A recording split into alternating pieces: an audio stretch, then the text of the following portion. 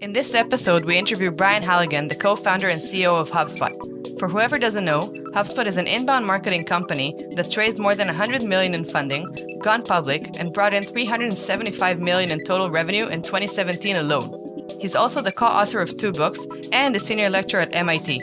Brian is a real-life superhero. We hope you enjoyed this episode as much as we did. Real life. Superpowers.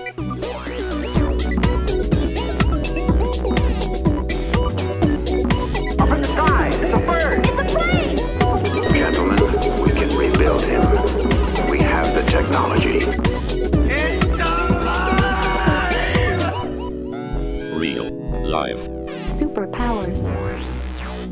Great. Thank you so much for doing this. I'm here with my co-host, Renan Manipaz. Hey, Brian, pleasure. How you doing, guys? Great. How are you doing, Brian? What are we interrupting you in the middle of? We're just having a long conversation about pricing and packaging, actually. A lot of fun. Oh, cool. What are you packaging? Oh, our software. How do we price it and how do we package it? We have some new products coming out that are really compelling. How do we bundle it? And how do we package it in a way that it's easy to buy and we can grow along with our customers? It's was the meeting I just came out of. Oh, that's super interesting. And it's actually one of the things that I think one could argue that you're best at, seeing as you grew HubSpot from 0 to where it is today. I'm not sure we're that good at, I'm actually not sure we're that good at pricing and packaging. I think we build a good product and the value prop's there and it delivers a lot of value, but I would give us a C on the way we price it. I think we can do it in a much smarter way. Ah, I see. Okay, and how would you say that it actually brought HubSpot to where it is today? It's an entire movement. I think there's a couple things that we did right. One of which was we had a good idea, and the idea was the timing on the idea was pretty good. The basic idea was we thought that humans were sick and tired of being marketed to, and super clever at blocking it out with ad blocker and spam protection and just nearly impossible to reach humans. And we said, well, let's help people market in a new way to match the way they market with the way people shop and buy. How do you get found in Google and blogs and social media and really flip it on its head? It turned out that was a decent idea, and it turns out the timing on that idea wasn't too early, where we wandered through the desert for too long, or too late, where we had a bunch of competitors. I think we got pretty lucky on the timing. But Brian, was that your dream as a student? Did you just go say, we're sick of the people getting marketed? Were you marketed at that age? It was in B school, and there were two things that led us to the idea. One of the things was mine. I was spending some time at a venture capital firm as an entrepreneur in residence, and I was working with founders and CEOs, and I just saw how much the money they were spending on buying lists and spamming people and buying lists and cold calling people, doing crappy advertising, doing the big trade show, and just how futile it seemed to be, and kind of being frustrated with how much money they were wasting on traditional marketing techniques. And at the same time, my co-founder blogged his way through business school. We went to B school together, and his blog was doing extremely well in Google organic and doing really well in Dig and Reddit and early social media sites. And sort of the juxtaposition of those things, like the old marketing's not working, and there's a new way people seem to be living and working and shopping and learning, and that's through the blogosphere and social media and Google. And so it's sort of the juxtaposition of those ideas that we said, well, there's a new way to do this called inbound, and boy, the world needs a new type of software platform to pull this off, and we call that HubSpot. And how would you define inbound marketing? I know it's a difficult question, but I think many people aren't exactly sure what that means. Yeah, it's easier to describe it in the inverse of what it's not. Outbound is interrupted marketing, when you're cold calling a human, when you're sending unsolicited emails to somebody, when you're sending a crappy ad to somebody, when somebody interrupts you on the sidewalk. Those are all kind of outboundy things. Inboundy things are more gentle ways of marketing that you're pulling people in. Like, how do you create a great piece of content so that it's discoverable inside of Google? How do you create a great piece of content so it's discoverable inside of Instagram or Facebook or something like that? How do you get people to subscribe to your site? How do you use a freemium model to give something away that pulls people in? It's the newer, lighter touch. Well, And when I look at what's happening in the economy, so much of what's interesting that's happening, of the companies that are exploding these days, it's not so much that they're building kind of a new type of product or technology. Oftentimes, the disruptors, the companies that are really taking off, have a new type of business model that's inboundy that really matches the way people want to buy today. But it's less and less, I think, about what you're selling and more about how you're selling it. It's a how game, not a what game now. I actually have a funny story about that with respect to HubSpot, because actually the way that I started using HubSpot as an agency is I started taking courses on the HubSpot Academy because I had challenges in my day-to-day job. And I was taking courses and I was really learning a lot. And I remember one day I called up my business partner and I said, listen, this is incredible. I'm learning so much and I have no idea what these guys are selling. I can't find any info about that anywhere. But I want to hear what they're selling because something huge is happening here.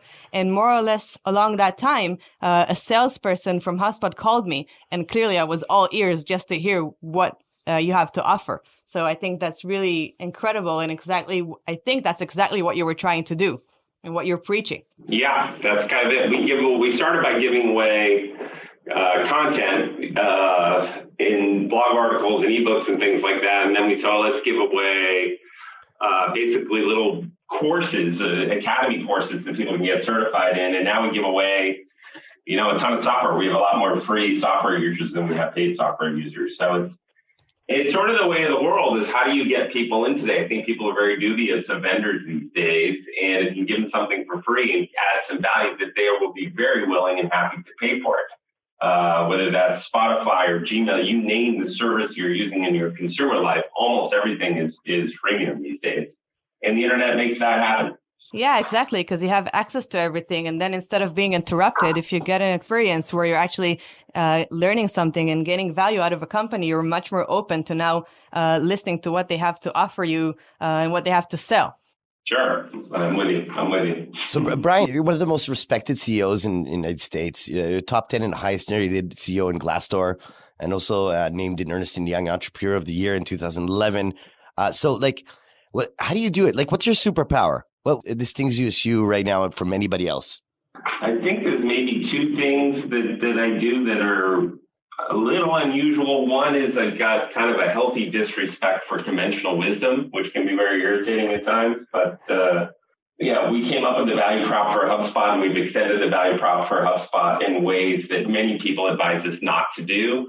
And if everyone's got the same idea, it's going to be a very crowded world. And so we oftentimes went the opposite way of conventional wisdom, whether that's the way we hired people or our value prop or whatever it would be. We weren't afraid to rethink something from scratch and to think a little bit about, what's the future going to look like 2-3 years from now, and try to think about how we pull this future forward a little bit. I think that's a superpower, not afraid to buck conventional wisdom. And that was sort of the value prop at the beginning. I think that the thing that served me well over time is I'm kind of a learn-it-all. I really like to learn. I don't like to take things necessarily at face value. I like to unpack them and learn them. I like getting feedback. Feedback is kind of the breakfast of champions. And I'm always trying to get better personally. I'm trying to be a better manager and leader for HubSpot. I'm trying to improve our products. I'm trying to improve everything. It's constantly pushing and learning. And I'm never satisfied. And I don't have a know-it-all mentality. I feel like I can learn a lot. For example, for someone who just joined HubSpot, who has kind of a beginner's mind, I can pick a lot of learnings out of almost anything or anywhere. Just constantly trying to learn from our customers and our partners or employees and get better. I just have a real learner's mindset. Yeah, you started off the conversation with not being satisfied. So you like telling your packaging is C. So you're very honest with that. Like, I appreciate that. Are you as honest with your employees as well? I'd like to use the word transparent. I think if you're transparent with your employees and tell them what's really going on, good and bad, it's never always good, they'll end up trusting you, and that trust you build is very, very useful. And so I've always been super transparent. And we did something very unusual that really bucked conventional wisdom when we went public. That transparency we had at HubSpot was valuable. We feel like when we give our employees all the same information we have, they're better armed to make decisions, better armed to give us feedback, and they're just more powerful. The insights come from everywhere. But when you go public, it's supposed to change, that only 4 or 5 of your top executives are supposed to have all of the information. And then your employees are really limited in what they can know. And that's for good reason. People, it's to discourage kind of insider trading and things like that. But we want everyone to continue knowing everything.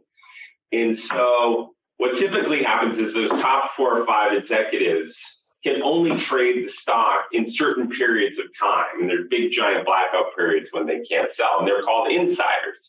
And I think we were the first company to ever do this. But we basically said every darn employee in the company, whether you're the receptionist or you're me, we're going to establish you as an insider. And the downside of that is everyone's got these blackout periods inside of HubSpot, so you can only trade the stock in certain windows of time.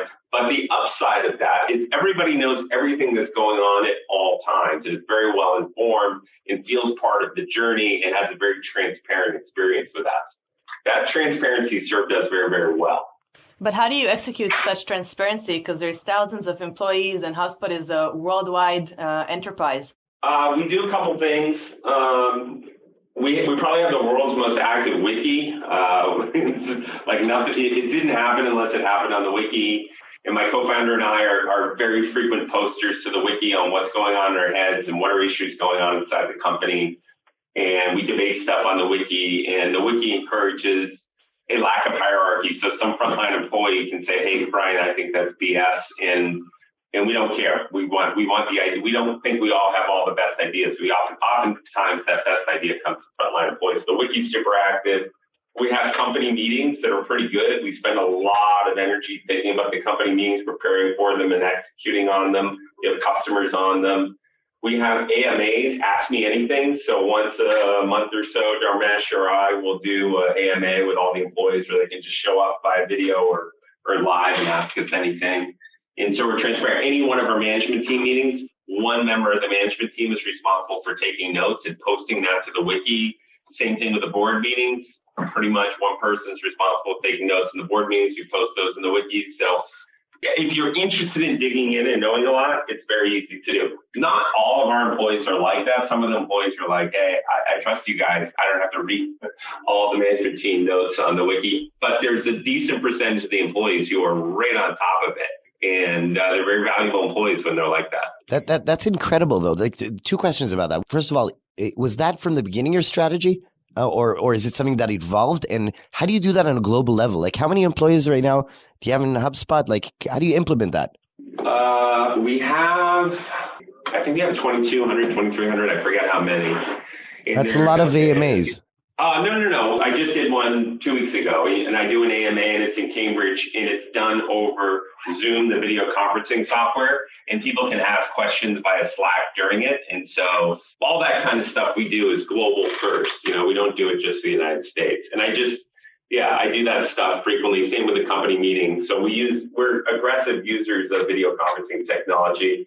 The good news is that stuff has trended better over time, and it's gotten better quality, and so it's gotten easier to be transparent. When I was really early in my career, in my 20s, I worked for this other software company, and they moved me to Asia, and I lived in Japan for a while, lived in Hong Kong for a while.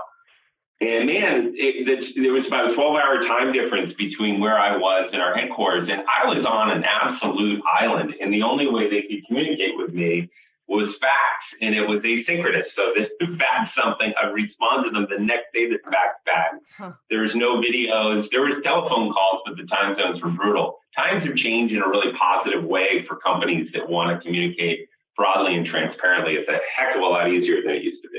Did you have many obstacles while experiencing this pretty rapid growth? How do you keep control of everything? I don't know if we keep control of it. Control wouldn't be the word I'd use. We've had plenty of obstacles. Like, it looks, maybe from the outside, it looks like HubSpot's kind of straight up and to the right, but it's a bumpy road up and to the right. It's an up and down. It's a sine wave up and to the right. And we have times when we're just humming and times where we're struggling, and it definitely goes up and down over time. And we have lots of problems, and we do our best to solve our problems. I think one of the things that served us well is my personality of being a learn-it-all. Sort of analogous to that is I never like to make the same mistake twice, and I'm fine with making a mistake. I'm fine with one of my employees making mistakes, so long as we learn from it and don't do it over and over and over again. And we're quite good at that, but we have made many mistakes over the years. And we do our best just to document the mistake and look at data that might predict when that mistake might happen again and try to avoid it. And so it's kind of a learning culture and a culture that tolerates mistakes but doesn't tolerate repeating them. I think that served us quite well. Yeah, like so in 2007 to 2010, like there was incredible growth. Like what was the turning point there? Like what happened that it exploded? I mean, for HubSpot, we only started the company in 2006. I think HubSpot really started to take off, frankly, in my head around 2012, 2013. One of the things we did at HubSpot that everyone told us not to do was to be a very horizontal platform. And so we started with really blogging, social, and search back in 2006. So we did a lot. Like we have a lot of search engine optimization competitors, blogging competitors, social media marketing competitors, but we tried to do all three. And frankly, when you do all three, you have to be very thin at first, and then you build functionality and quality over time. And so I kind of think of the first 5-6 years of HubSpot, we were very thin and buggy because we not only did blogging and social and search, but then we started doing marketing automation, email and landing pages and automation. And then we get into CRM, and now we're into service. So it took us a while to get to kind of table stakes that we had a high quality functioning, very valuable product, and the word of mouth would spread. We always had good marketing. We always could sell. I think we were slower to have a product that really worked and scaled and delivered on the promise. And around 2012, I feel like we were less sizzle, more steak. And now we're a lot of steak. And frankly, we're a little less sizzle. I think our marketing is still great, but I feel like we're more of a product-led company today than a marketing-led company. We invest a lot in our products and our service and our customers. One thing we've discovered over time is people used to just buy HubSpot based on our marketing. They'd read our blog and they'd see us in social and search and they'd like our mission and they'd buy based on our marketing. And today that no one does that. What they do is talk to all their friends that have bought HubSpot before, and hopefully the word of mouth is good. And so I think marketing has changed a lot where humans are distrustful, more and more distrustful. Certainly humans don't trust the government anymore. Certainly they don't trust the media. They don't trust social. They don't trust anything but their friends and colleagues. And so word of mouth today is far more important. So if you look at HubSpot from the outside and see how we invest our money, it's really shifted from a sales and marketing driven budget to a product and customer driven budget. And I think that's the way of the world these days is no matter what you're selling, it's word of mouth. Real Life Superpowers doesn't do the whole sponsorship thing, but we do like to holler about awesome ideas and things that are useful. So great job, Quality Time app. No, I don't know if you know this, but I've been using Instagram about half an hour a day, and I put a timer for 10 minutes a day. So 20, that's working out for you? 20 minutes accumulated of more time. Doing anything more efficient than going into Instagram, no offense, Instagram, is great for me. So great job, guys. Download it too then. Yeah, great idea. So do you remember a moment when you figured, okay, this is happening, we've reached a tipping point, I think we are truly onto something huge here? There's one point there were a couple of financing points that were points that you could kind of step back and say, well, we're onto something. We did a round of financing that was led by Sequoia Capital, and then Google invested and Salesforce.com invested. It was like if you're in the mafia and you became a made man in the mafia. That was a moment that was like, okay, these guys are legit. We can't be that big a chunks of all these guys are investing in us. And that helped the business. That gave us a tailwind. The IPO was kind of similar. You're just on the road. Darmesh and I are on the road with our other team members, and there's a lot of time at night and over the weekends when you're on the IPO roadshow to really just reflect a little bit on your success. Yeah. I think recently is we give away our CRM, and that free CRM product has really resonated nicely in the market, and it's starting to drive a lot of successful customer adoption. So at different points it hits you. We tend not to be, Darmesh and I tend to be never quite satisfied. We're deeply paranoid about the competition or potential competition down the road. We feel like we have the opportunity to build a real anchor company that is a lot bigger than we have today, that has a lot more impact on customers and partners and investors and employees. So for better or worse, we've always got this, we're not there yet mentality. I think it serves us well, but it's probably not good for our mental condition. What's the end game? Like, if you're not satisfied and you're talking about this in the future, like, what's the end game for HubSpot? Where do you want to be? A lot of people say, why are you still at HubSpot? Like, startup journey's over, it's no fun anymore. To me, the whole point of starting a company is to get to something big and impactful. And financially, that's the personal financial gain. Like, we have plenty of that. That's not sort of the goal anymore. What we're starting to see those real impact, like 2,200 employees, a lot of them are buying homes and getting married and are financially stable and learning a lot. We have alumni that have left HubSpot that are starting companies that are really impacting their local economies. Our customers are growing and telling a story. Our partners, same thing. We have lots of partners that started and they just had 2 employees and now they have 20 or they have 50 employees and they're growing. We're starting to have a real impact on Dublin, where we have a European headquarters, and in Cambridge, we have our Boston headquarters. We think we're starting to have an impact on actual humans' lives, and we think the potential for greater impact is very high. And so we want to be as impactful as we can. We want to build a company that our kids, like Darmesh's kid is, I think, 7 now. My kid's 14. We want our kids to be bragging about HubSpot. We want HubSpot to be around when our kids are our age. And we want it to be something we're super proud of. We feel like relative to our potential, it's still early. That's inspiring. Do you want your kids to work at HubSpot? Yeah, I'm not sure I want that. Got it. And I want to revert back to what you were saying about mental conditions. So how do you deal with your stress? I do have stress. My stress goes up and down. Do you have any daily habits, things that keep you in focus, that keep you balanced? Yeah, there's a couple of things I do. It's going to sound really cheesy, but I have, like, in my notes section of my phone, it's going to sound weird, but my to-do list, the top of my to-do list says, I'm happy, I'm grateful. And so every day I look at that. It's sort of like affirmation, I guess. And I think, well, I'm lucky. I have a great son. My mother is healthy and happy. My siblings are healthy and happy. I've got great friends. I got a great company. Like, when I start to get down and stressed, I try to take a step back and look at the big picture. And like, well, things can't be that bad. I do try to meditate a few times a week. That helps me to get into that mode of, get out of the weeds and get into the big picture. That's helpful for me. I certainly exercise, like lots of people probably do. And I play guitar, which helps me a little bit. I try to take a vacation. I'd say one thing that helps me a lot is I'm more introverted than people think. And so every Wednesday I work from home and I have no meetings, no calls, no nothing. I just think and work on projects and try to catch up on stuff. And that's my catch-up day. So I don't have to spend the entire weekend working. I don't mind working on the weekends a little bit, but I don't want to spend the entire weekend working. And what happens, I think, to a lot of people is during the week from Monday to Friday, just they're completely booked.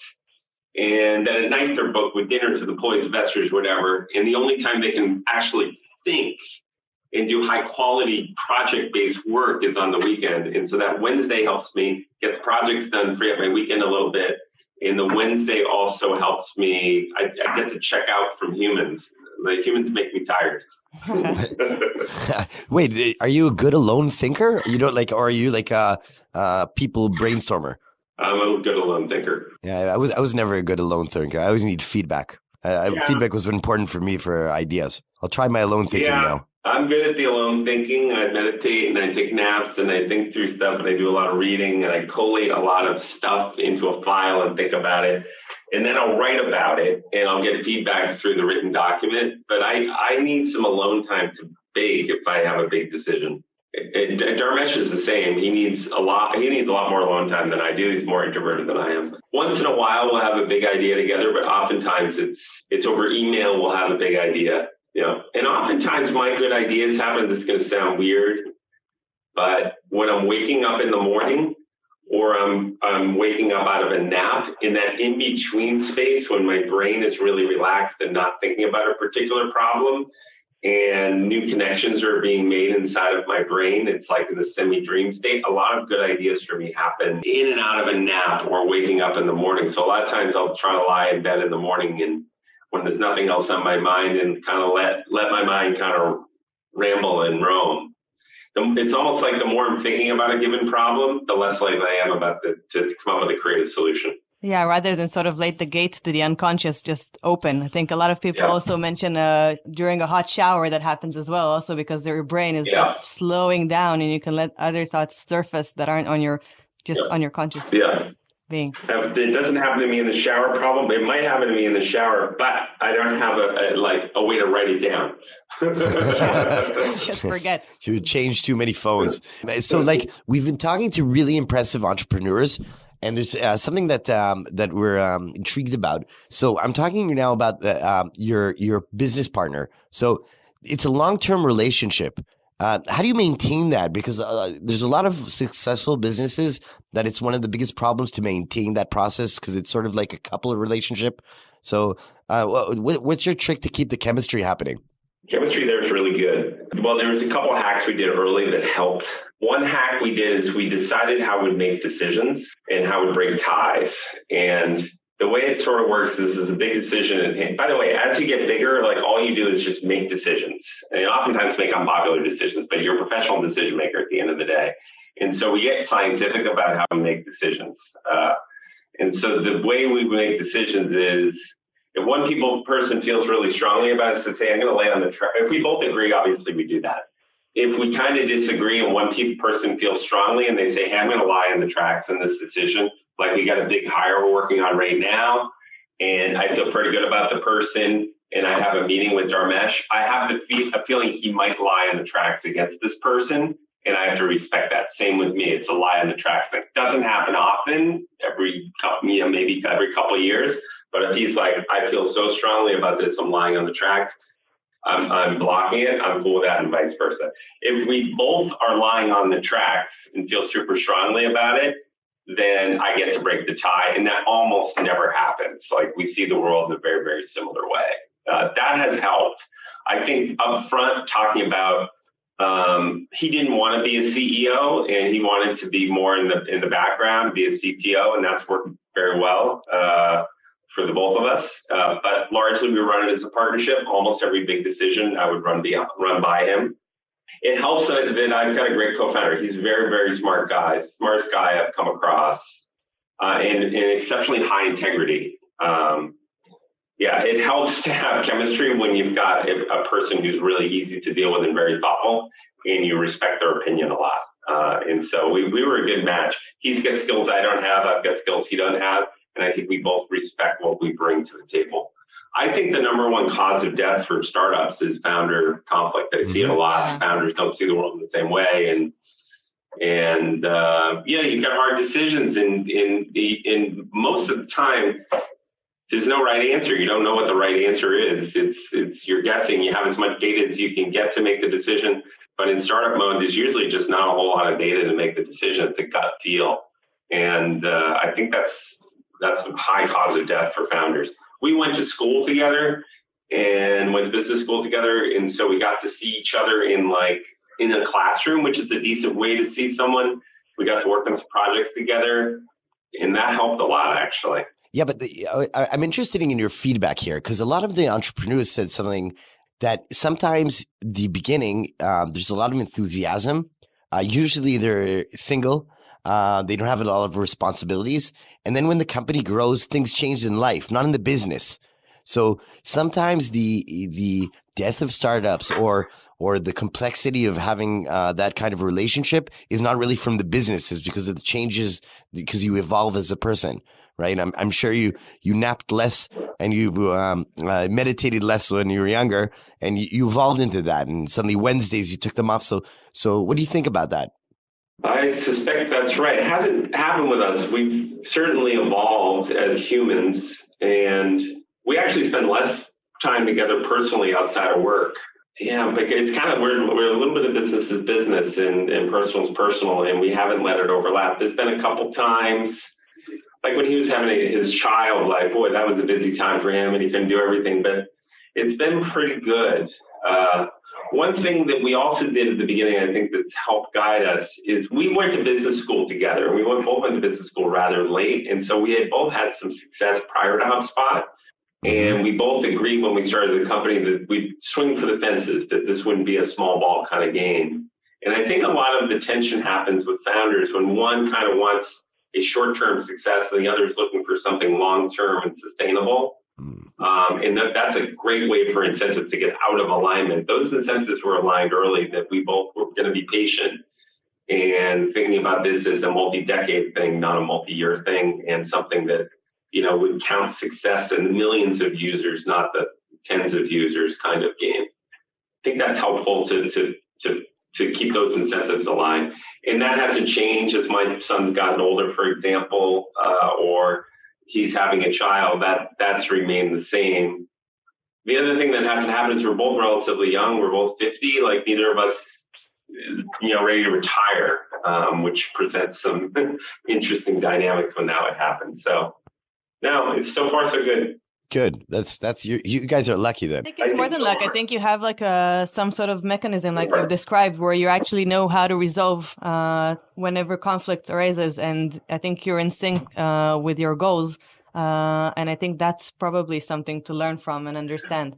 To summarize the three things: one is make sure you know what your partner's goals are, short or long, financial, like what do you want?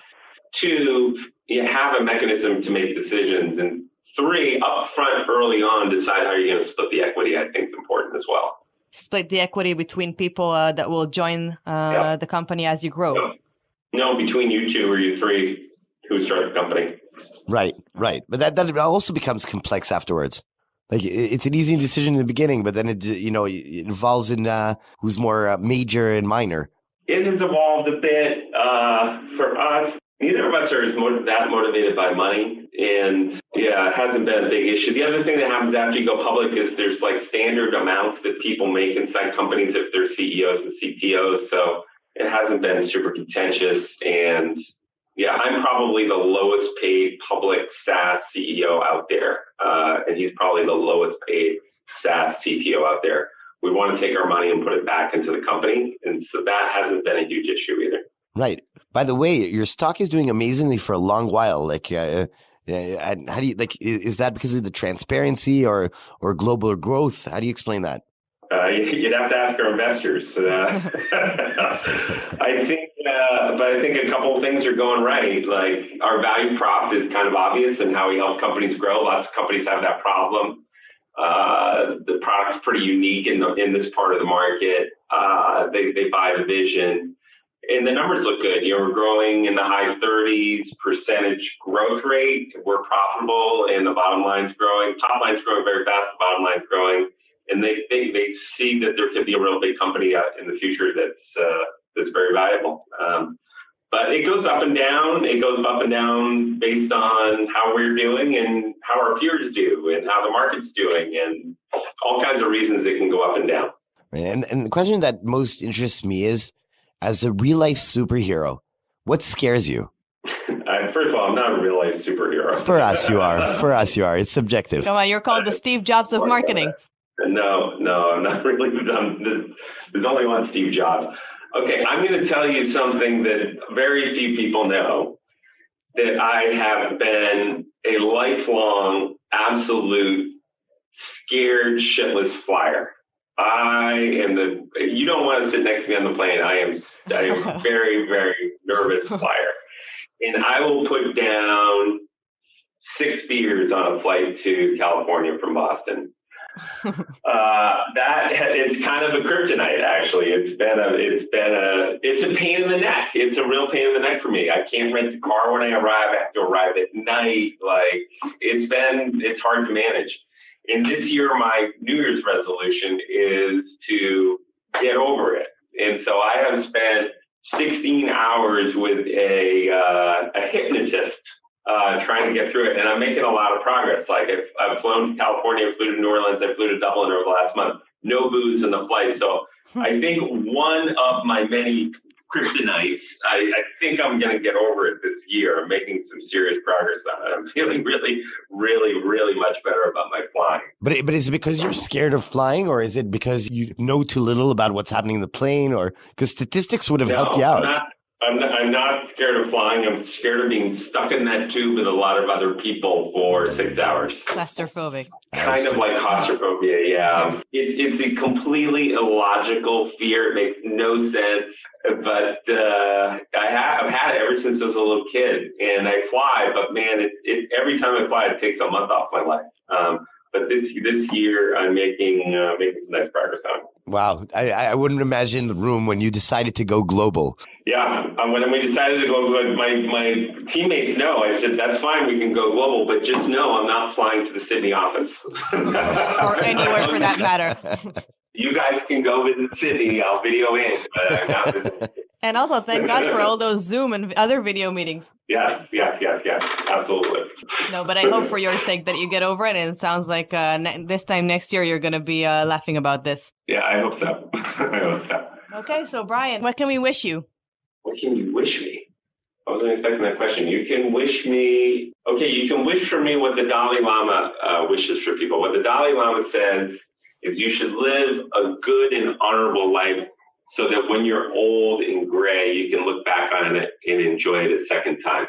Wish me a good and honorable life so I can look back on it when I'm old and gray.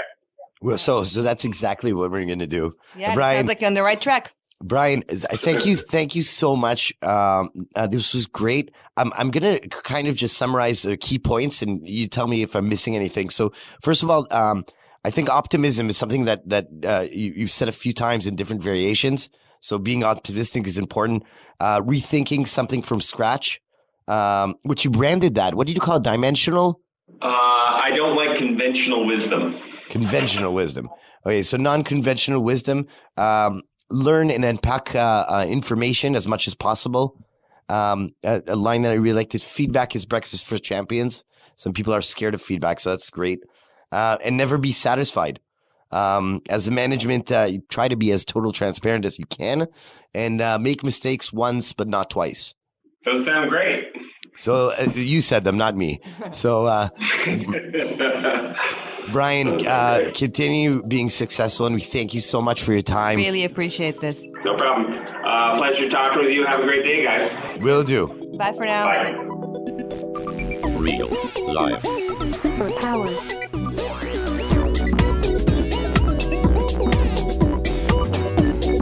Up in the sky, it's a bird.